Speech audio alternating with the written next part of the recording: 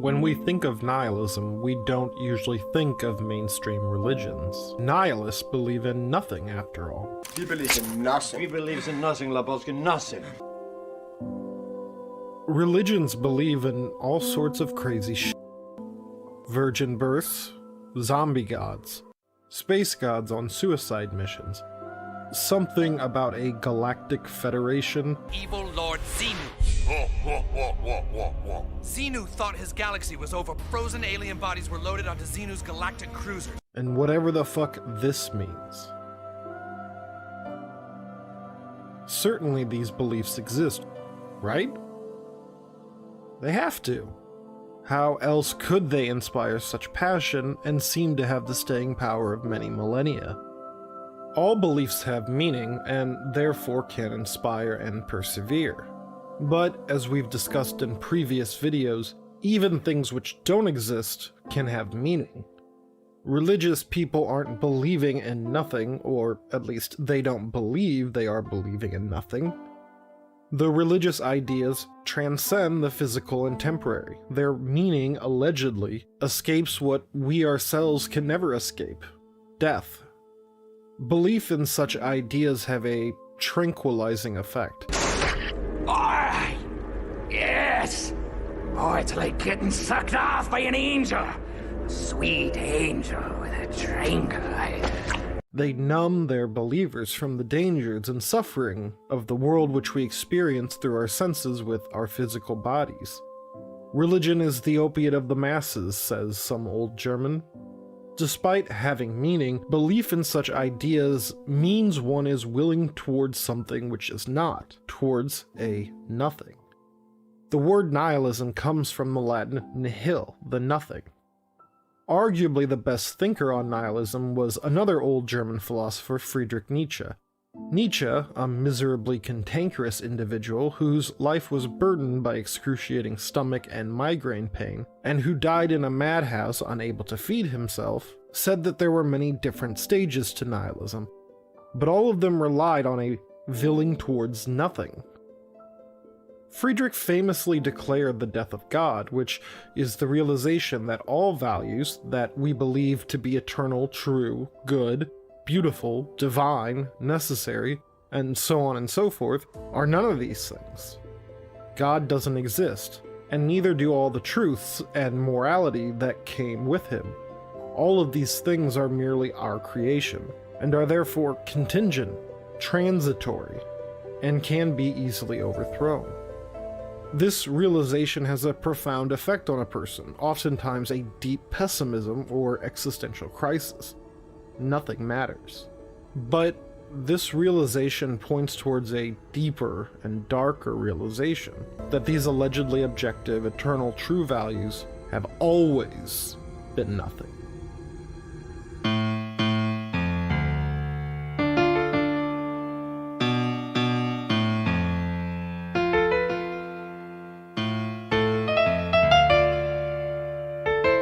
For Nietzsche, practical nihilism refers to the religious doctrines which dominated Western Europe for nearly 2,000 years, mainly Christianity. Yet, Nietzsche doesn't stop there, but also refers to the philosophical schools of thought descending from Socrates and Plato, and even modernity itself to a certain extent.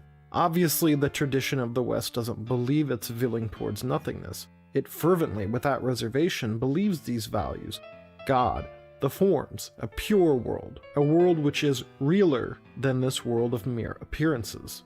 This nihilism is practical because it is performed through action, not reflection. The practical precedes what we will later call theoretical nihilism, which will be talked about in a later video. Practical nihilism is a willing towards nothingness, but a nothingness that is still rich with meaning, because even a willing towards nothing creates values. Friedrich says, quote, "It is the profound, suspicious fear of an incurable pessimism that forces whole millennia to bury their teeth in and cling to a religious interpretation of existence." These values, which supposedly transcend and seem above us, are nihilistic because they are profoundly anti-life. And being anti-life is the greatest burden of nihilism for Friedrich, because all Willing-Towards-Nothingness is anti-life. This is because the most fundamental aspect of life for Friedrich is the will to power, Wille zur Macht. Quote, "Only where there is life is there also will. Not will to life, but, thus I teach you, will to power." What does this mean? The will is not a will to life because will and life are synonymous for Nietzsche. Anything that doesn't will is not alive. At the same time, all willing is towards something beyond itself, something which is more than itself. In willing, power is discharged in order to push forward, and more power is needed. Once a will has achieved power, it then automatically seeks more power. The will's only principle is willing in order to will more. Will to power means the will to will more, to surpass itself, because failing to do so means death. At the same time, to live is to evaluate, to create values. Nietzsche says, quote, "Behind all logic and its seeming sovereignty of movement, too, there stands valuations, or more clearly, physiological demands for the preservation of a certain type of life. The will evaluates the power it achieves in order to determine how to overcome itself. According to philosopher Peter Hughes, quote, "To have no values is to be dead. For example, perception itself is valuation. The human color spectrum is valuable to us evolutionarily in order to gain power. Humanity creates values, exalts them, reifies them, and, if need be, discards them when they are no longer useful. Values preserve and enhance humanity as a species." Yet the values of practical nihilism negate life, react with hostility towards a world in which it suffers, seeks an escape from life, and is in fact resentful of life. These nihilistic values are produced by a willing against the real, the world, towards a nothing, a willing towards nothingness. How is it that the will could will towards nothingness? Because a, quote, "basic fact of the human will, it needs a goal, and it would rather will nothingness than not will." Friedrich calls religious values ascetic ideals, for the ascetic is the one who starves themselves of any sensation. Once these ascetic ideals are cemented in civilization, once they become the true, the pure, the transcendent ideals, then all other forms of willing, all other values are crushed, snuffed out for the one, the same, the only true value. Do not despair, everything is not meaningless. There is a purpose, a goal, a reason for our existence. Just deny life. Deny this imperfect, apparent world, and the promised real world is eternally waiting. We'll look at 3 examples of practical nihilism, not necessarily in this order: the philosophy of Socrates and Plato, Christianity, and modernity.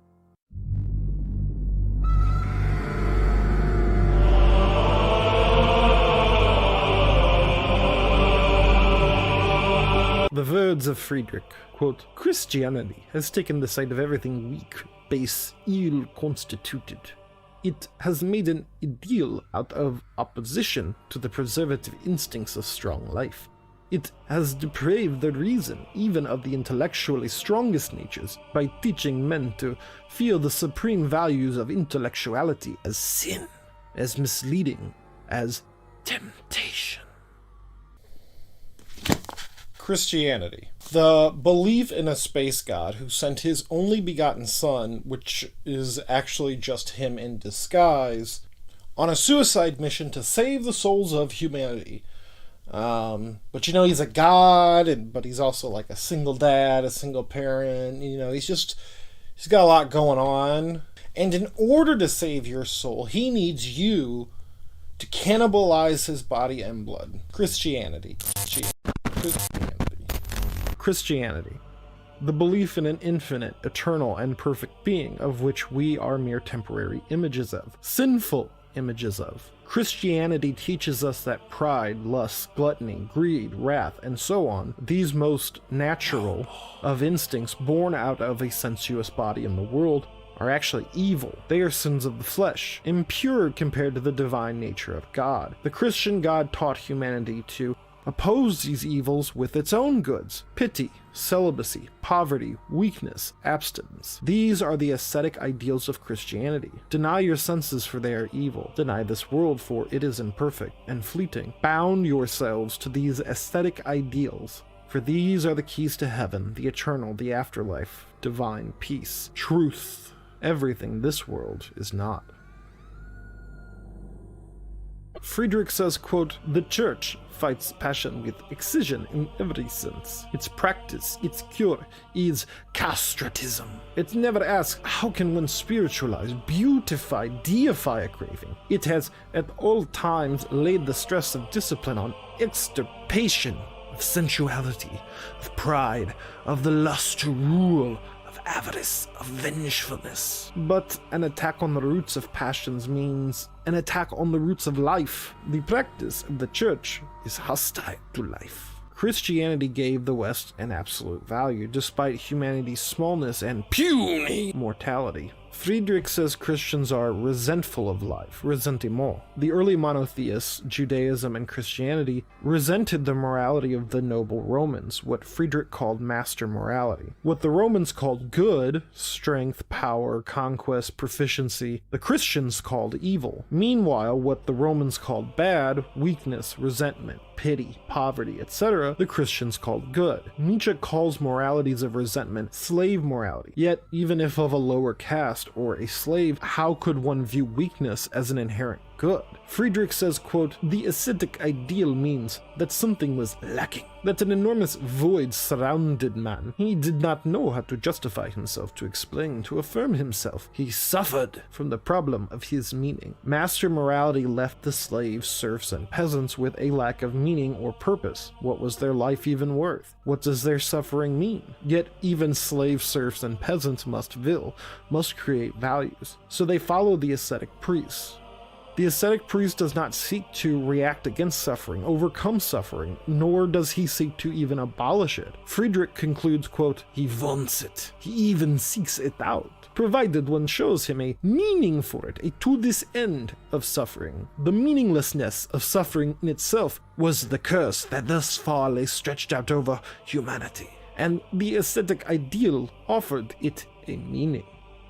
Any meaning is better than no meaning, and humans will suffer willingly as long as they have a purpose, even if that purpose is ultimately nothing." The words of Friedrich, quote, "All the concepts of the Church are recognized for what they are, the most malicious false coinage there is for the purpose of devaluing nature and natural values. The priest himself is recognized for what he is, the most dangerous form of parasite, the actual poisoned spider of life. The concepts beyond, less judgment, immortality of the soul, and the soul itself, they are the instruments of torture. They are forms of systematic cruelty by virtue of which the priest has become master, stays master."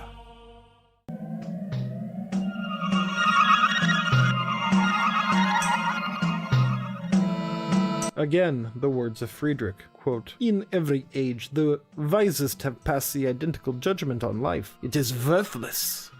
Socrates and Plato. These ancient Greek philosophers' influence on Western civilization cannot be understated. 20th century philosopher Alfred Whitehead once famously stated, and I'm paraphrasing, that all of European civilization is but a series of footnotes to the ideas of the Socratic method and Platonic forms, and the monotheistic omnigod of Christianity and Islam is grounded in the philosophies of Plato and Aristotle. According to Plato, Socrates' dying words were, quote, "Credo, I owe a cock to Asclepius. Will you remember to pay the debt?"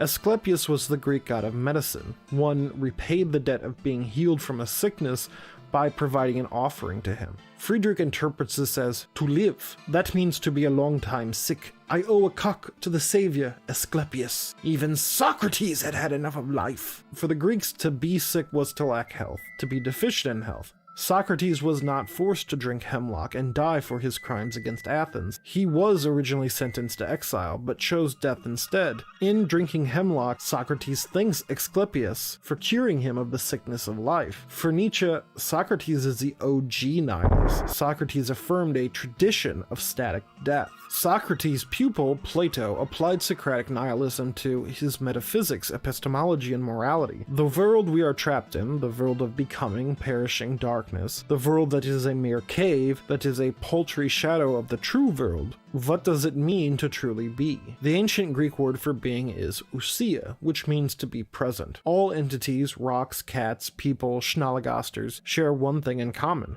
They are all present, and in being present they endure the ravages of time. For Plato, a being which ceases to be is a wimpy being, not a hefty being. Plato knew that the perfect being, the perfect form of presence, would be a presence that is eternally present and never ceases to be present. Plato espoused the theory of forms, or the eternally existing essences for all things, of which our world is a mere puny reflection of. Plato's forms exist so far above that even the mighty gods of Mount Olympus must fly upwards to feast. Plato says, quote, "The place beyond heaven. None of our earthly poets has ever sung or will ever sing its praises enough. Still, this is the way it is. Risky as it may be, you see, I must attempt to speak the truth, especially since the truth is my subject. What is in this place is without color, without shape, and without solidity. A being that really is what it is, the subject of all true knowledge, visible only to intelligence, the soul's steersman. Now, a god's mind is nourished by intelligence and pure knowledge, as is the mind of any soul who is concerned to take in what is appropriate to it, and so it is delighted at last to be seeing what is real and watching what is true, feeding on all this and feeling wonderful, until the circular motion brings it around to where it started. On the way around, it has a view of justice as it is. It has a view of self-control. It has a view of knowledge, not the knowledge that is close to change, that becomes different as it knows the different things which we consider real down here. No, it is the knowledge of what really is what it is. And when the soul has seen all the things that are as they are and feasted on them, it sinks back inside heaven and goes home. There's a perfect form for everything. The form of darkness, form of motion, form of rest, form of Plato, perfect form of Hitler, seemingly ad infinitum. Most importantly, there is also a perfect form of good. Okay, but the perfect is the enemy of the good. Here we see the beginnings of a mighty fallacy, where what is natural is at the same time considered to be inherently good. The Christian God later absorbed Platonic philosophy into itself, becoming the self-caused first cause, the infinite and eternal, the perfect being. As we stated earlier, Christianity also saw the world of appearances and the flesh as a sickness, sin, that had to be abstained from for Judgment Day, where the kingdom of heaven, or actual reality, awaits. The Platonic tradition still continues to this day. René Descartes continued the supremacy of the supersensory world with the mind-body dualism, distinguishing the sensual, res extensa, the extensive physical thing, from res cogitans, a thinking or spiritual thing. For Descartes, it was our senses which revealed the physical world to us. At the same time, our senses were the very thing which we should be most in doubt about. It was reason, which sprung from our mind or soul, that gave us the most certain and distinct knowledge. With Hegel, we have the absolute, or the sum of all being actual and potential. Hegel privileges the ideal, the concept, above the material. Hegel says in Science of Logic, quote, "Only the absolute idea of being, imperishable life, self-knowing truth, and it is all truth." Everywhere we see the privileging of the supersensory over the sensuous. In our nihilistic tradition, philosophers have continued to create a world, instead of allowing nature to create, somehow separate and more perfect than the real world. Nietzsche vehemently rejects this thought, that man and his concepts are somehow the same as they were in the beginning. Quote, "Everything has evolved. There are no eternal facts, as there are likewise no absolute truths." Everywhere all we really see is the shadows of Plato's forms. Humans are rational animals, but animals whose bodies are very sickly and deformed. From Plato to Hegel, a Willing-Towards-Nothingness, the supersensory that depreciates the sensory. The entire world historical movement of metaphysics, literally meaning beyond the physical, has dominated Western society. Therefore, according to Friedrich, all of philosophy since Plato has been nihilistic. The words of Friedrich: "You ask me about the idiosyncrasies of philosophers, their hatred of even the idea of becoming, death, change, age, as well as procreation and growth offer them objections, refutations even. What is does not become. What becomes is not. Be a philosopher, be a mummy, represent monotheism by a grave digger mimicry, and away above all with the body, that pitiable idea fixa of the senses. Infected with every error of logic there is, refuted, impossible even. Notwithstanding, it is impudent enough to behave as if it actually existed.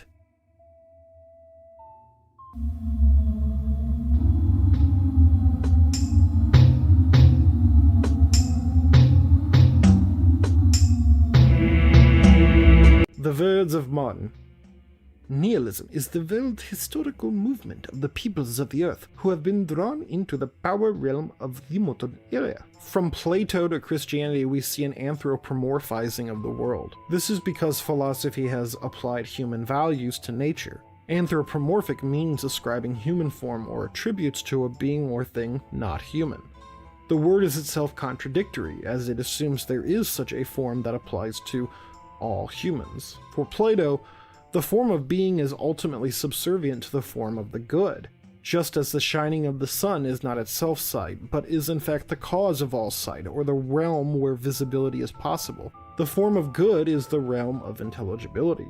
The monotheistic deity is the summum bonum, the ultimate good, meaning all of God's creations are created by that which is the greatest good. Everywhere we see the problem of the is-ought distinction first discovered by Scottish Enlightenment philosopher David Hume, which we discussed in this short here. What is not the same as what ought to be, and never the twain shall meet. Is statements are descriptive. They describe facts. Ought statements are prescriptive. They prescribe values to things. Values like good and bad are human inventions, and it is ultimately silly to say that what is natural is good or what is good is natural. This is a mere anthropomorphizing of nature. In anthropomorphizing nature, we will towards a mythical, eternal form of humanity. We will towards nothingness. Friedrich says, quote, "We have only created the world which is of any account to man." Even modernity still believed in an objective truth, objective morality, natural laws, a telos or purpose or design to the world. Friedrich analyzes the origins of these concepts and finds they all originate in the Christian monotheistic God, which itself can be traced back to the Platonic forms. Nietzsche describes these concepts as, quote, "the highest concepts, that is to say the most general, the emptiest concept, the last fumes of evaporating reality." As deism and atheism became increasingly popular in the 18th century, the eternal truths of logic, the concept of a grand design or purposed civilization, the idea of humanity as an end unto itself, objective morality through the truth of reason, continued to stink up Western philosophy. Nietzsche's madman asked if, after the death of God, we cannot smell the rotting corpse of God. Do we not smell the divine putrefaction, or even God's putrefy?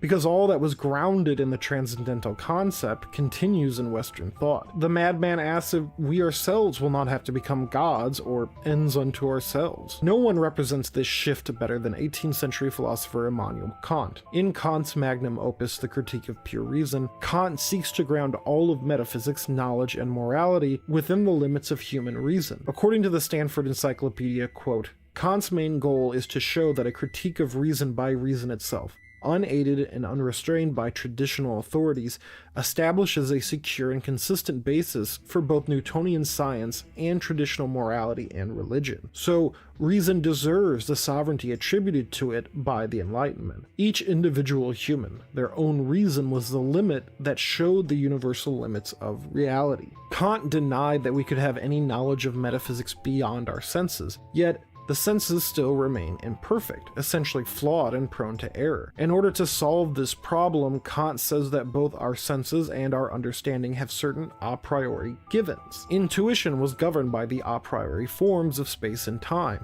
while the understanding was governed by the a priori categories of quantity, quality, relation, and modality. Kant was attempting to ground the scientific method, especially the science of Newtonian physics, in eternal and a priori structures. We cannot understand anything beyond our a posteriori senses, but the sensuous world still relies on a priori structures. Unsurprisingly, Friedrich doesn't have a high opinion of these allegedly a priori structures. Quote, Faith in the categories of reason is the cause of nihilism. We have measured the value of the world according to categories that refer to a purely fictitious world. This still remains nihilistic, as it preserves the values inherited from Christianity, and does nothing to create values that enhance and affirm existence. These a priori categories are only human concepts. Kant's categories are born out of an intense need for something beyond experience, prior to it. Only someone who is wary of the world could conceive of such things. The words of Friedrich: "Some have still need of metaphysics, but also the impatient longing for certainty, which at present discharges itself in scientific positivist fashion among large numbers of the people. The longing by all means to get at something stable, while on account of the warmth of the longing the establishing of the certainty is more leisurely and negligently undertaken. Even this is still longing for a hold, a support. In short, the instinct of weakness." Which, while not actually creating religions, metaphysics, and convictions of all kinds, nevertheless preserves them. In fact, around all these positivist systems, there fume the vapors of a certain pessimistic gloom, something of a weariness, fatalism, disillusionment, and a fear of new disillusionment. Modernity's continued reliance on eternal a priori concepts is a continuation of practical nihilism, but modernity goes farther than any Platonism and Christianity and helps to inaugurate what Nietzsche calls, quote, "a higher history than any history hitherto." Kant still splits the world into a sensuous and supersensuous. There are phenomena, the appearances of things acquired by our senses and categorized by our understanding, and the noumena, the thing in itself that is the true objective actuality of a thing which we have no access to. The wise philosopher king and his Platonic love with teenage boys could view the eternal forms of Plato. Heaven was attainable to those that followed the ascetic ideals of Christianity. But with modernity, the horror of horrors is realized. The actual world, the real, is forever beyond our grasp. Even the empty promise of an afterlife has been taken away. We are forever trapped in the apparent world. But after over 2,500 years of degrading the sensual for the spiritual, it is a world which cannot bear the burden of objectivity. So what is the point, then, of anything? Is there a point? Or is it all nihil, nothing? Next time, we'll look at this higher form of nihilism to answer the question, why do I even get out of bed?